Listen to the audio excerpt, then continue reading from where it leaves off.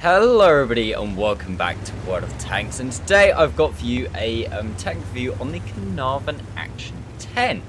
Now this is a tank I've actually had for a very long time, but I've never really got round to acing it until it's gameplay you're about to see here. It's a tank I haven't actually played that much, like hardly at all to be honest. I got it, God knows, can't remember when. But it is a fairly popular premium tank. It's a premium tank that's not available the whole time.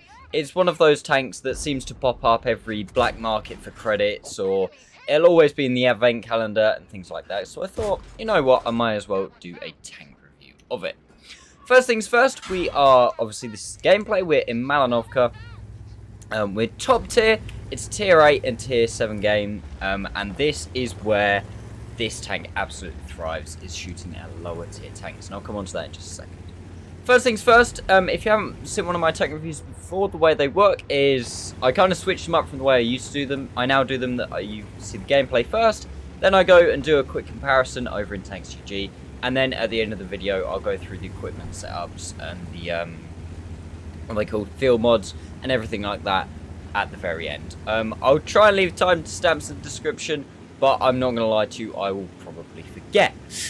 Anyway, Caernarvon AX 10, what is this thing all about? This thing is a Caernarvon, as the name suggests, but it has the Centurion AX 10's turret and a 20-pounder gun. Now, the Caernarvon has changed many times over the years. It used to have like the Centurion 3's turret, and then it had the AX's turret, and now it has the Centurion 3's turret again. It had a 20-pounder. I think it's now got, I want to say a 32-pounder, but I'm honestly not sure. But it's just all over the place pretty much. It's just, oh, God knows. Anyway, the Caernarvon AX 10 is the premium version of this tank. It has the AX 10 turret, 20-pounder gun, and as you saw with me just farming that KV4, it has insane DPM. It has some absolutely lovely, lovely DPM over at tier 8. Not as good now as the actual Caernarvon, which has 280 alpha damage. So actually the Caernarvon, I would say nowadays, is probably better than the Caernarvon AX 10. That never used to be the case. But this thing has 230 average damage, and you can see just how quick the reload on this vehicle is. Armor is pretty decent. Oh, I'm so annoyed I missed that shell on the EBR Hotchkiss. He doesn't realise how lucky he got that he moved forward at that exact moment. Armor's pretty decent. Mobility is actually a lot more decent than the standard Caernarvon, which is very nice. It obviously allows you to maneuver around the map a lot better. You can actually relocate, and I always say that mobility is obviously a very good thing. A lot of the better tanks in the game are the more mobile tanks because it allows you to relocate and everything like that. But this thing, especially if you put a turbo on it or something like that, it can become actually pretty quick. And then it is a very, very good all-round tank because you've got the mobility, you've got a decent armor, lower plate's not amazing, but the turret is pretty good. However, you do have a fairly prominent cupola on top of the turret, and you do, if somebody's above you, they can pen you in the top of the turret there. Something that you've seen already, standard rounds, 226mm of standard penetration. It's your standard 20-pounder, 230 alpha. The premium rounds, which I'm now firing because I've run out of standard rounds, 258mm penetration. Not too shabby, not the greatest premium rounds, but definitely not too bad. 230 alpha and 1200 meters per second, which is really, really nice. HE isn't amazing, only 42mm penetration, so I wouldn't really recommend taking a lot of it. The only real thing you're going to use the HE for is resetting the base. Accuracy, gun handling, really, really nice, because obviously this is the tier 8 heavy with the lowest alpha, like flat out lowest alpha at tier 8. You'd expect the gun to have a lot of other nice features, and it really does. As I've said already, nice DPM, nice accuracy, nice aim time. Overall, this gun is really nice. It's just kind of annoying, especially if you get up tiered, because nobody is scared of coming around a corner at you. They will quite happily trade with you because you're only going to do 230 alpha to them. So they will quite happily drive around the corner. You think a tier 9, tier 10 heavy that's got nearly 2,000 hit points and at the minimum pretty much 400 alpha. He'll come around the corner. If he knows he's going to take one and he's going to deal one shot of damage, he's not going to worry about only taking 230 alpha from you and will just trade 1 for 1 for 1 for 1. Whereas something like a Skoda, for example, I know it's an autoloader, but say just the 400 alpha or the T34, something like that, at least if you're trading 1 for 1, it has more of that threat, more of that, it's not wise to come around the corner, whereas this thing doesn't have that, and that is one of the weaknesses of the tank. You want to make sure that in this tank, if you are able to shoot someone, you are able to shoot them more than once. You want to be putting 2 shots in for every 1 shot you receive. And that's pretty much how the tank plays. Like I said, it's relatively mobile for a heavy tank. Not amazing, but not terrible. View range is pretty decent. Overall, it's just a very, very good tank, to be honest. I honestly thought that I managed to hit that guy at render and kill him then, but I did not. And yeah, that's this tank. It is a really, really nice tank. You can see this. I haven't actually really spoken about the gameplay hardly at all, and that's what this bit of the video is for, Max. It's the gameplay. Then you come into the stats and stuff. Anyway, we've done 4,546 damage, 668 assisted, which is nice, and blocked 2,700 damage with our armor as well. And that is all she wrote for that game. Really, really nice game. It showed off the abilities of the tank well. Obviously, hull down. This thing's got 10 degrees of gun depression. It is an absolute beast. You've just got to try and hide that cupola as best you can. And if things fire premium, they can kind of pen your turret ring because it is quite prominent and quite flat. But that is the higher penetration guns in the game that you can meet. Anyway, yeah. Oh, something else that I forgot to notice. Ammo capacity is relatively low. Like, I wouldn't say I did a huge amount that game. And because we missed a couple of shots, I only had 7 premium rounds left, which is only like 2,000 damage or so. And like I say, you don't want to take too many HE because you're really digging into how much ammo you've actually got. Anyway, let's go jump into Tanks UG, and I'll show you, give you a comparison compared to some other vehicles. So here we go, guys. We've got the Caernarvon Action 10 on the left, the standard Tech Tree Caernarvon in the middle, and the Patriot on the right hand side, because I think they compare relatively well, the Patriot and the Caernarvon. So Caernarvon Action 10, as I said, really, really nice DPM. Like, the Patriot has got decent DPM, but Caernarvon Action 10, really nice DPM, 2,330 base. Not as good as the insane DPM of the standard Caernarvon. This can get confusing. I'll call this the Action 10 and just call this one the Caernarvon. Insane DPM of the Caernarvon, just, it's ridiculous. Like, it's just absolutely crazy. You do have more pen Caernarvon, but less than the Patriot. Pretty standard pen though, around 226 to 230, 225 to 230 is pretty much standard for tier 8 heavies. Like I say, you do have the lowest alpha of any tier 8 heavy, which, as I mentioned in the gameplay, is a disadvantage because you can't trade 1 for 1 with everything. You have to make sure that you can trade 2 for 1, and if you get tracked, you use repair kits, etc, etc. It actually makes it quite awkward sometimes.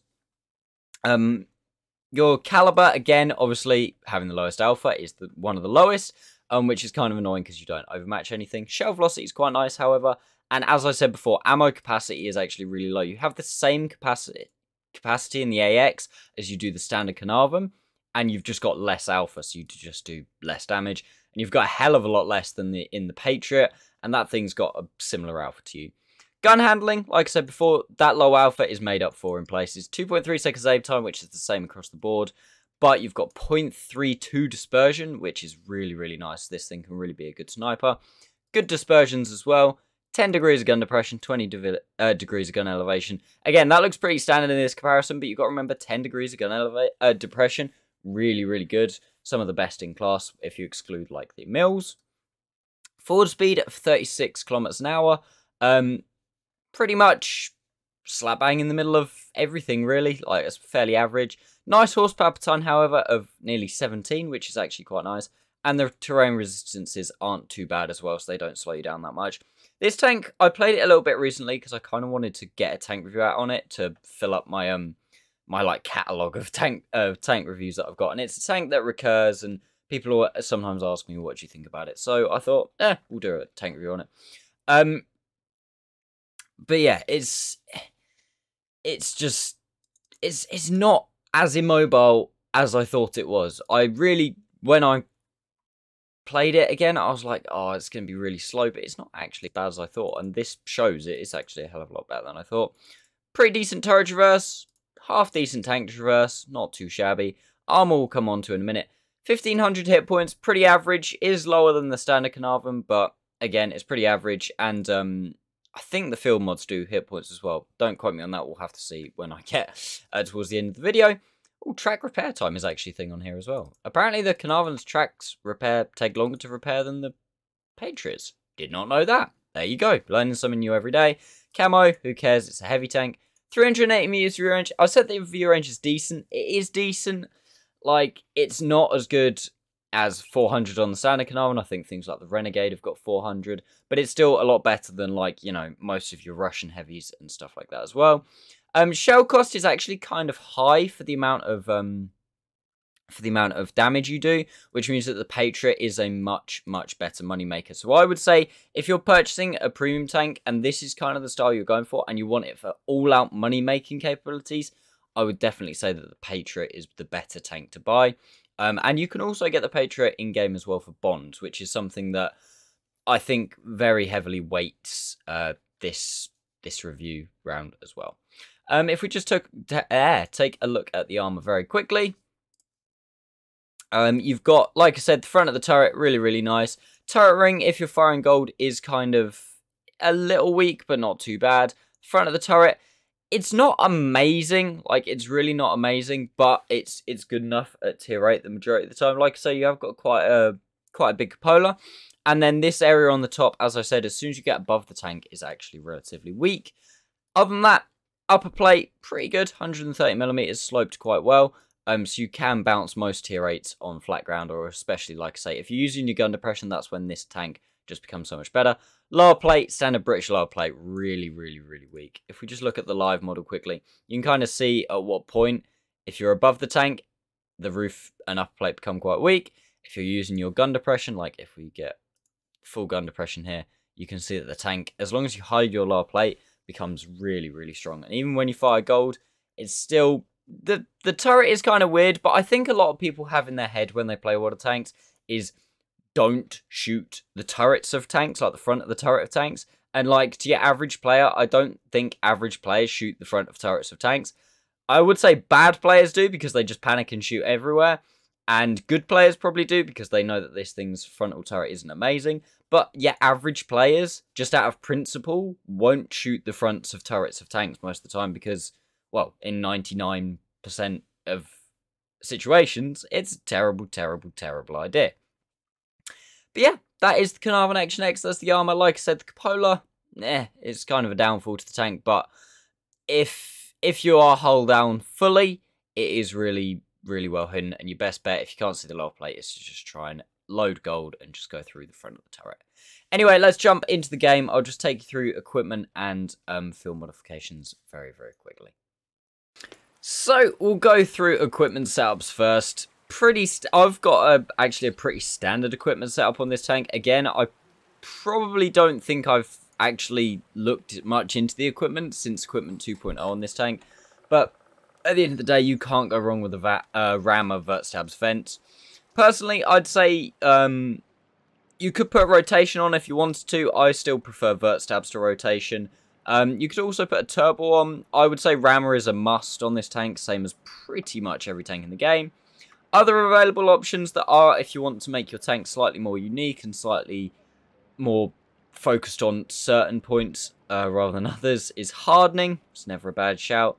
And optics as well is also not a bad shout. But I would say you're probably your number one picks. They're the three pieces of equipment I have. And turbocharger, and then rotation, hardening, and optics if you fancy turning your tank into more of a spotting tank. Obviously then optics is the way to go. However, I probably wouldn't recommend it that much. Field mods wise, I haven't actually had a look at the field mods. So all-terrain suspension or lightweight, probably all-terrain suspension just to maintain speed. Aimed circle size or aiming speed. Oh, where is it? Firepower, idiot. I would probably say aiming speed would actually be better because you still have 0.29 dispersion base. I mean, if you really want 0.27, go nuts. And then I'd probably say view range as opposed to stun duration. Just because stunning is stunning, like, I would kind of say don't bother playing around it. Just, it happens every now and again. I would say there's probably less arty. And the bonus as well is 3% hit vehicle hit points. Well, I was in fact right with that. And mobility or firepower, I'd probably say go for the firepower slot and just chuck your rammer in there just for extra DPM. However, if you did want to go in mobility slot and put a turbo in there to kind of make you like a medium tank hybrid, then you could also definitely do that. And I do definitely think that that would be a good option. But yeah, that is the Caernarvon Action 10. What do I think about this tank overall? As a tank-wise, at tier 8, it's very, very good. However, I would kind of say that I think the standard Caernarvon is better. As a moneymaker, I would say, as I said in the comparison, I would say the Patriot is better. And obviously, one key thing of the Patriot, Store Max, not Depot. One key thing with the Patriot is that I believe you can get it in the Bond store. I've got so many. Yeah, Patriot, you can get it in the Bond store.